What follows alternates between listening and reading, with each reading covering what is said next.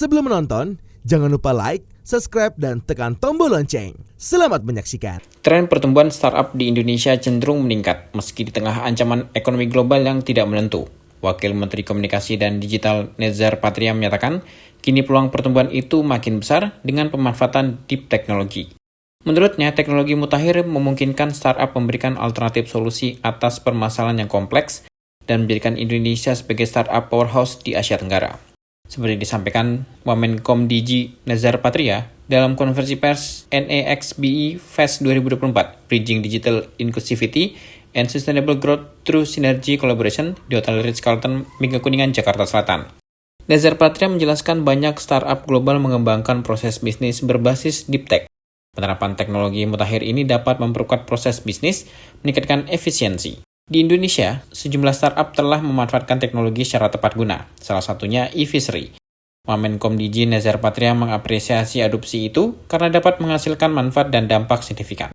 Bahkan sudah menjadi unicorn atau memiliki visual lebih dari 1 miliar US dollar. Nezar Patria juga mendorong generasi muda untuk memanfaatkan teknologi secara kreatif dengan mendirikan startup digital. Bahkan Kementerian Komdigi akan mendukung pertumbuhan startup melalui Direktorat Jenderal Ekosistem Digital. Menurut Wamen Nezar Patria, dukungan itu akan terus ditingkatkan seiring animo generasi muda dalam mendirikan startup. Bahkan pemerintah menargetkan agar Indonesia menjadi startup powerhouse di tingkat Asia Tenggara. Oleh karena itu, Nezar Patria mengajak kaum muda untuk tidak hanya menjadi penonton tetapi juga menjadi pelaku startup yang dapat membawa Indonesia menjadi pemimpin regional di Asia Tenggara. Ekonomi digital kita diproyeksikan di tahun 2030 kurang lebih mencapai 366 miliar US dollar. Dan pertumbuhan ekonomi digital di kawasan sendiri itu mencapai 1 triliun US dollar. Dan tentu saja ini angka yang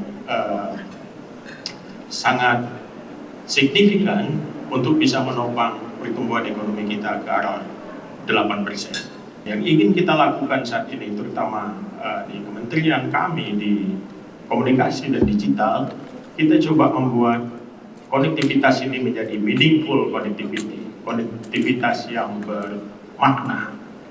Apa itu konektivitas yang bermakna? Sebuah konektivitas memberikan dampak kepada pertumbuhan sosial dan ekonomi.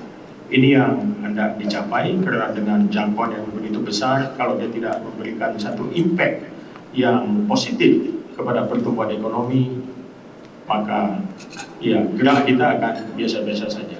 Dan dari Kementerian Komunikasi dan Digital, kami percaya adopsi teknologi digital itu akan memberikan impact yang cukup signifikan untuk pertumbuhan ekonomi, terutama ke arah 8%.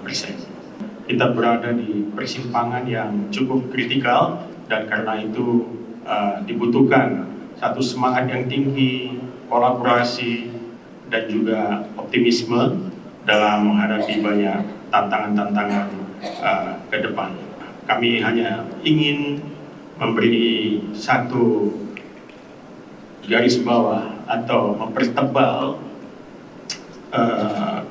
pentingnya adopsi teknologi di dalam lanskap bisnis kita ataupun ekosistem ekonomi kita.